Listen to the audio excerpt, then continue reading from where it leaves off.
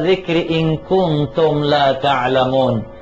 Bertanyalah kepada ahli zikri, iaitu orang yang tahu, jika kamu tidak tahu. Sebagaimana para pelajar sekalian sudah mengetahui dalam i'rabnya ahli zikri, iaitu al pada kalimah ahli zikri itu ialah alil ahdi, iaitu yang dimaksudkan bukan semua orang yang mengaku diri dia tahu, tapi orang yang tertentu. Jadi begitulah, kalau sekiranya kita ada masalah dalam masalah tauhid, maka kita bertanyalah kepada orang yang pakar dalam tauhid, iaitu ulama-ulama akidah, mujtahidin di dalam akidah. Dan kita pun sudah sedia maklum di dalam bidang ini, iaitu yang dipelopori oleh Imam Abu Hasan Al-Asy'ari dan Imam Mansur Al-Maturidi, dan juga sekalian pengikut-pengikutnya daripada alim-alim ulama kita yang memang mahir dalam bidang tauhid, yang telah membahaskan panjang lebar dalam tajuk tersebut. Maka kalau kita ada bermasalah dengan masalah tauhid yang keliru, yang tak faham, yang tak jelas, kita tanyalah kepada yang pakar, yang mujtahid dalam bidang tersebut. Demikian juga dalam fikih, kalau kita ada masalah hukum sah batal, apakah dalil sembahyang, puasa, zakat dan sebagainya, nikah dan kahwin dan sebagainya, tanyalah pada ulama-ulama mujtahidin dalam bidang fikih, yang alhamdulillah sudah pun termaktub dalam buku-buku mereka.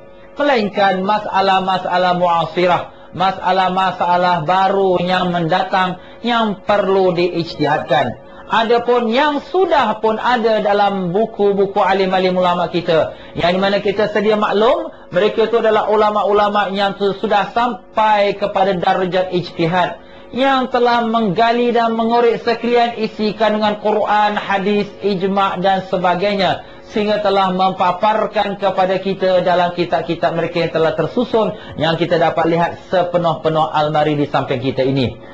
Maka begitulah dia tuan-tuan, para jemaah muslimin dan muslimat rahimakumullah, apabila kita membicarakan dalam masalah fikih, kita rujuklah kepada kitab-kitab fikih mereka. Melainkanlah kalau dalam masalah-masalah yang baru, yang mungkin perlu diijtihadkan, maka kita rujuklah kepada ulama-ulama yang sememangnya ahli dalam bidang tersebut, yang dinamakan mujtahid fikih. Demikianlah pula dalam masalah tasawuf dan tariqah.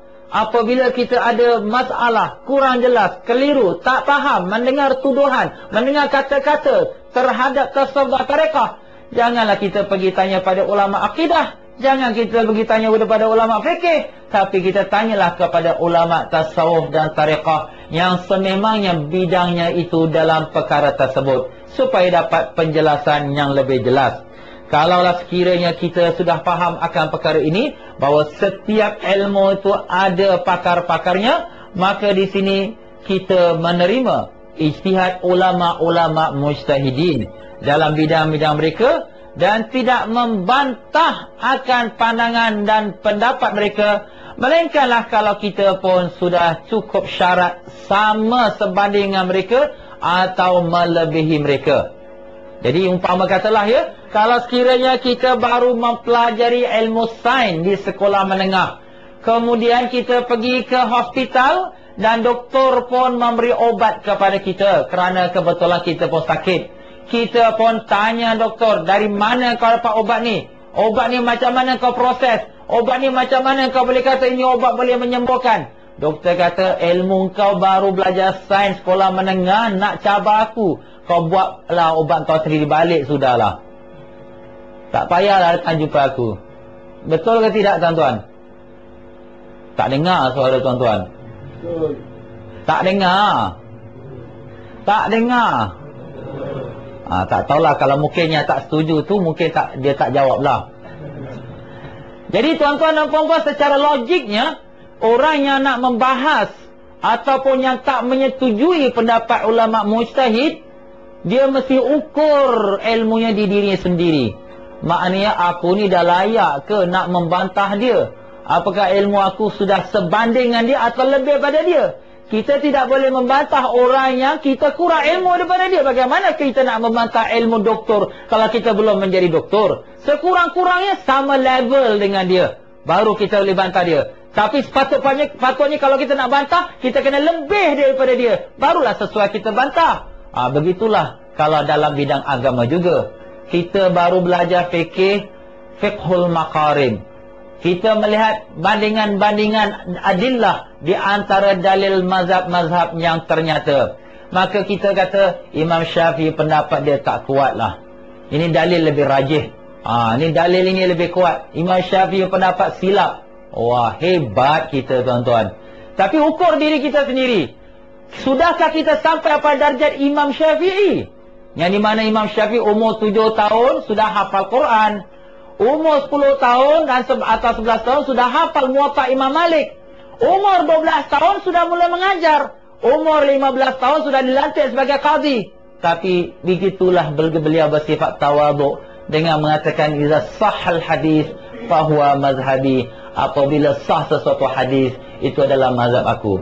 Tetapi orang mengambil kesempatan dengan tawaduknya Imam Syafi'i dengan mengatakan, oh, Imam Syafi'i ni hadisnya Imam Syafi'i pegang ni tak kuat, tak ada dalilnya, lemah pendapatnya. Jadi begitulah, kadang-kala terasa kita ni dah terlebih pula daripada Imam Syafi'i. Jadi maaf sajalah para jemaah muslim-muslimat kalau kata-kata saya ini kurang menyenangkan.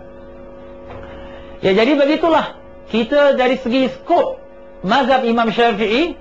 Saya sebenarnya dulu pun bila saya belajar di kota Madinah Munawwarah, sebagaimana biodata saya yang dibacakan tadi, kami pun belajar juga fiqhul maqarin dan ada juga tarjih mengenai pendapat-pendapat yang mukhtalafun fihi, yang diperselisihkan di dalamnya.